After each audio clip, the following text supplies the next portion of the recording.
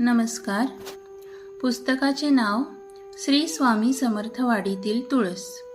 विचारधारा गुरुवर्य श्री स्वामी सखा म्हणजेच आत्ताचे श्री स्वामी सुमंताश्रमजी महाराज.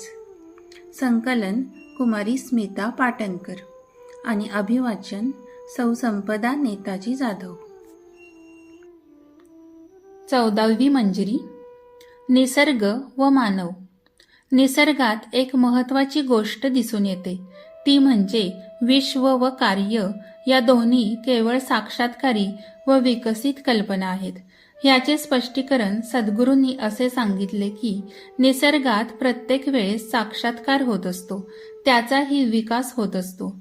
विश्वातला एक भाग म्हणजे निसर्ग आहे. या विश्वात पाणी आहे, फळे फुले झाडे आहेत, म्हणजेच निसर्ग आहे. या विश्वात अनेक हालचाली होत असतात, त्याचा साक्षात्कार होतो, विकास होतो. लहान रोपाचे झाड होते.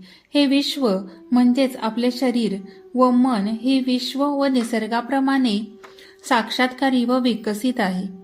निसर्गाचे होणारे वैश्विक बदल व मनाचे बदल यांची गती मोजणारे माप म्हणजे त्याचा वैज्ञानिक जप एवढेच म्हणावे लागेल. या दोहोंमधील अंतर म्हणजेच त्याचे तप. विश्व व निसर्ग हे जेवढे एकमेकाला पूरक व बंधनकारक व परस्परांवर अवलंबून आहे, अगदी तशीच मन व बुद्धी आहेत. मनाची झेप व बुद्धीची टोपली तपाने मोजल्यास आपल्याला आत्मशक्तीचा वेगळा आविष्कार पाहावयास मिळेल. हे सांगण्यासाठी सद्गुरूंनी कॉम्प्युटरचे उदाहरण दिले. ते म्हणाले, सध्या नवीन पिढीचा देवावर विश्वास नसतो.